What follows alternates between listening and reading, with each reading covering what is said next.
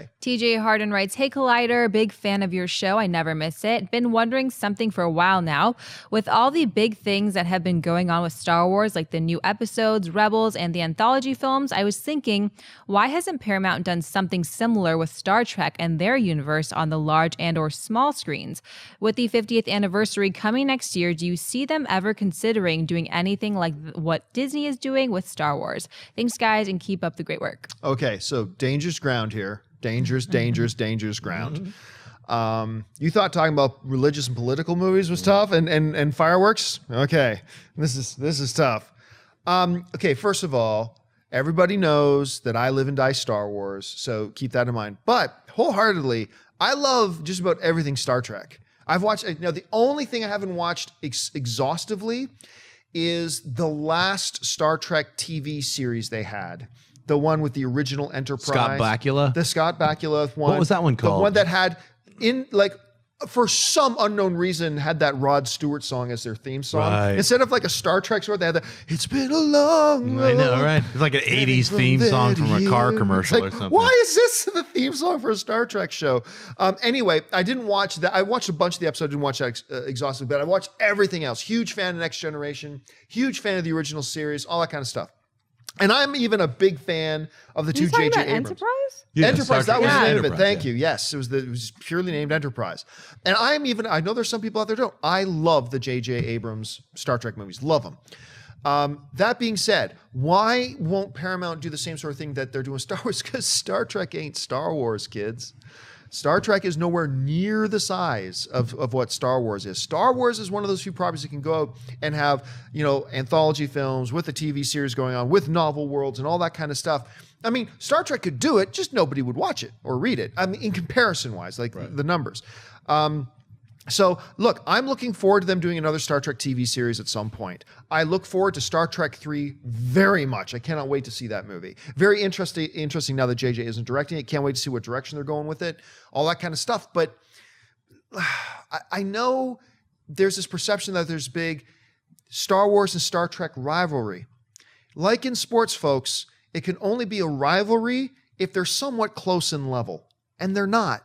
Star Wars is an iconic, multi-generational behemoth. Star Trek is a significant player in our pop culture for the last number of decades. Absolutely is. But they're on different levels. I'm going to get eviscerated for saying that. But from my perception, that's what the truth is. Anyway, Schnepp, this whole question, why doesn't Paramount try to launch an expansive, multimedia level approach to a Star Trek universe, much like Star Wars is doing? I think they will. I think they had to wait because Star Trek came first. Star Trek came in the 60s with those first 3 seasons with Kirk and Spock and McCoy. And those are the ones that I grew up on because that's when TV used to just there was only 3 channels, kids. Tribbles is still one of the greatest single episodes of television ever. Got Star Trek, the original series. They've remastered them with new special effects for people who don't want to watch the old special effects, whatever. But all of it's cool. But that was the original granddaddy of the science fiction TV shows. And that without Star Trek, you would never have gotten Star Wars. I'm convinced of that. So I don't disagree. So Gene Roddenberry was one of those guys who was pushing boundaries with those Star Trek TV shows. And it was much more thought through and it was about human beings too. Star Wars is about, it is about human beings, but it has nothing to do with Earth. It's from a galaxy long, it's a different universe completely. So, even when they were doing the Star Trek, they were trying to do a Star Trek TV show. Star Wars came out in 1977. That's when they're just scrap the TV show. Let's make it a movie. But they are different creatures. They're just the way they're written. Mm-hmm. I mean, Star Trek is about certain things that deal specifically with Earth, like our cultures and our what we're dealing with, and it's always amplified. So it's put in the future, like race relations, all these religion is all. That's what it's about. Star Wars is pure entertainment. And they were able to make a galaxy filled with all these good guys and bad guys. But as a kid, that's that film that was incredible, action-packed, serialized adventure. Space opera. Yeah, it's a space opera. But Star Wars, that's what put it on the map and changed the whole game. Star Trek was already around, and they were just taking that already done kind of formula and applying it to a movie. They did the same thing with Star Trek Wrath of Khan, better added those action scenes that fans of, what was then, hey, you have a space opera, how come, the Enterprise isn't fighting anybody, so you can't just have them talking to the V'ger, with the bald woman, like, now I understand it. Star Trek, the motion picture is a bit of an endurance test, especially if you're not a Star Trek fan. Even if you're a Star Trek fan, there's problems with that. It's very like long shots of people staring at outer space, purple, blue clouds for 40 minutes. There's things with Star Trek, the motion picture, like it would have been amazing if it was 90 minutes. You know what I'm saying? So anyway, they're different creatures. I agree. But it's about time. I mean, Paramount had to take a break. I think they squeezed every little bit of juice out of Star Trek before even the Trekkies were like, we're a little bit bored. They didn't have that. No one was really paying attention to them anymore. So it kind of just petered out. I remember when they canceled it, no one cared. So it took someone like J.J. Abrams to reboot it, put it in another franchise. I know all the Trekkies hate that, but for myself, who is already a Trekkie and loves Star Wars, I love all science fiction. I don't, really differentiate it that much. I thought Star Trek, the reboot, was really fun. It was like the weird pocket universe. You still had Spock. I'm from the original, the actual Leonard Nimoy. I'm from the original universe, So you had your cake. You could eat it too. Here's this weird dimension. Star Trek Darkness comes out. Every Trekkie is hating on it. I also liked it, like you. You and I just loved it. It was entertainment. I liked the scene where Spock is like, "Con!" I like that they flipped it. F you if you're all angry about it. So what? Big deal. I can't believe they're quoting things from a movie. So what is my answer to that? It was entertaining. So a lot of people who didn't see Star Trek 2, Wrath of Khan, the original one, we're like, whoa, that was weird the way Spock there. And hey, look, I'll give it a little hate on Star Trek Darkness. What's up with the tribble blood or whatever that like Kirk comes back at the very end? Yeah, there's some weak parts. Come on, there's some real junky parts, but overall, really entertaining film. Star Trek Beyond, it's going to have a lot of car chases. I don't know what's going to. I'm looking forward to it. Look, Simon Pegg, one of the biggest nerds on the planet, wrote it. He's in it. Come on. It's like he loves Star Trek almost as much as he loves Star Wars. It's going to have a lot of great scenes in it. So I'm looking forward to Star Trek Beyond. Why are they not? I said this like 2 years ago on Movie Talk. I said, why is Paramount not doing to get into Star Trek 3, doing a 10-episode, 1-hour show like we've just started our 5-year mission? Rights. I know we're going to get it. I'll let you talk about rights because I was like, do 10 episodes, then do Star Trek 3, then do 10 episodes. You'd have the best of both worlds. You'd have your 5-year mission, and then you do the big finale. Roth. Rights. Right.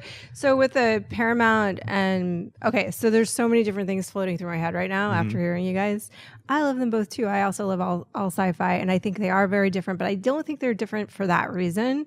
I think I liken Star Trek to like BSG, where it's the kind of sci-fi that is exactly like it's Battlestar Galactica for you who don't know what she's talking about. Who doesn't know what I'm talking about? Battlestar Galactica. Come on, silence.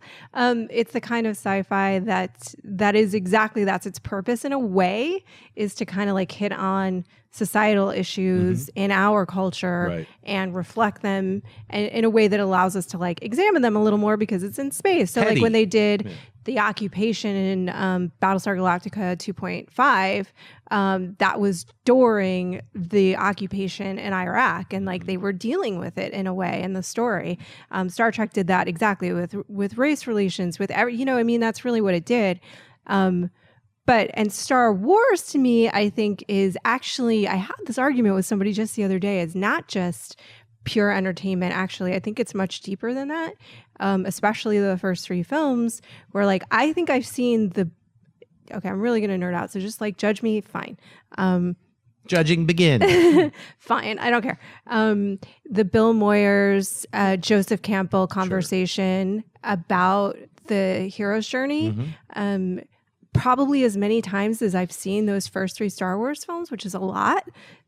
And I think that's it. I think like Star Wars, especially when it comes to the story of Luke Skywalker, like Harry Potter and the Ramayana, yeah, that's right, all 3 are the same in my mind, is the hero's journey. And it actually taps into something that's so deep with us in each individual human being that has nothing to do with the exterior circumstances of whatever your culture happens to be, but it's your path as a human being to try and fight your demons and overcome them.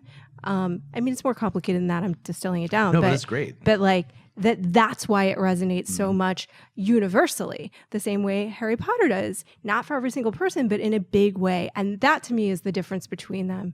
And they're both awesome and they're both important, but one's just far more universal inherently. Let me cut in for 1 second. You also, the biggest difference is what you just mentioned. Star Trek is about a bunch of characters on this 5-year mission. Right. Star Wars is about the Skywalkers solely, and it's the mythology of this one group of, a family line and how they have to come back from evil. It gets a little more complicated when you get into the shows, and it's certainly the expanded universe, but even the show, I mean, Clone Wars followed Anakin the whole time and whatever. Those are the distinctions to me, but the reason that they're not doing a TV show, which I think would be awesome to see another Star Trek show right now, is because when Paramount and CBS divorced, the rights issues to do an actual TV show with Star Trek got very complicated, and they haven't been able to sort it out. Skydance hasn't been able to sort it out. Well, so anyway, bottom line, Star Wars is better.